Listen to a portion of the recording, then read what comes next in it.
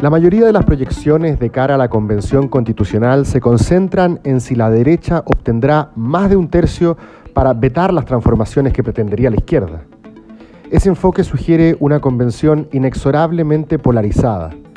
Más constructivo nos parece identificar aquellos asuntos claves que podrían empujarse desde el centro político para alcanzar los 2 tercios o incluso más, incluyendo en este caso a la centroizquierda como también a la derecha moderada.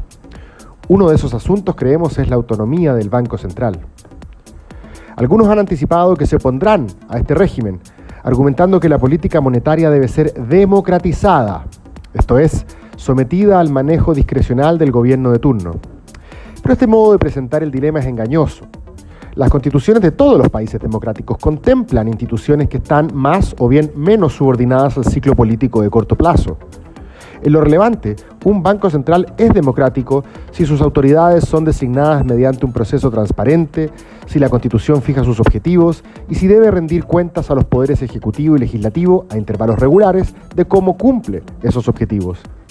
Nada de eso implica darle a los ministros o a los parlamentarios la facultad de fijar las tasas de interés o despedir a su arbitrio a los consejeros del Banco Central.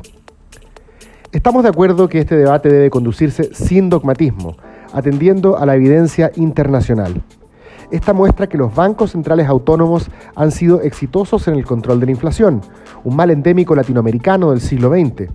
No hace tanto que nuestros países vivían con procesos inflacionarios de 2 o 3 dígitos, que dañaban especialmente a los más pobres al esfumar su poder adquisitivo. Hoy, en nuestra región, la inflación es bajísima comparada con las cifras históricas, excepto en Argentina y Venezuela, donde el Banco Central no es autónomo. La autonomía de la política monetaria no es una fijación tecnocrática, es una respuesta efectiva a un problema económico conocido como inconsistencia dinámica. Por bien intencionadas que sean las autoridades a la hora de intervenir recortando la tasa de interés, por ejemplo, para activar el consumo y reducir el desempleo, si tratan de hacerlo una y otra vez, los mercados empiezan a anticiparlo, suben las expectativas inflacionarias y en consecuencia suben las tasas de interés de mercado sin alcanzar el objetivo de estimular el gasto y el empleo. Finalmente, la autonomía del Banco Central tampoco es un asunto ideológico donde se juegue la naturaleza de la estrategia de desarrollo o el tamaño del Estado. Países con un gasto público alto y un estado de bienestar sofisticado, como las naciones del norte de Europa, tienen bancos centrales independientes.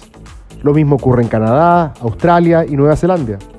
En Gran Bretaña fue un gobierno laborista y no uno conservador quien le otorgó autonomía al Banco Central. No hay que pensar los acuerdos constitucionales desde una perspectiva rígida, sino sustantiva, dependiendo de las materias tratadas. Esto desafía la forma en cómo se suelen pensar los 2 tercios. Hay casos donde los argumentos conceptuales y la evidencia internacional son abrumadoramente claras, lo que debería permitir forjar consensos transversales en la Convención Constitucional. La indispensable autonomía del Banco Central es un buen ejemplo.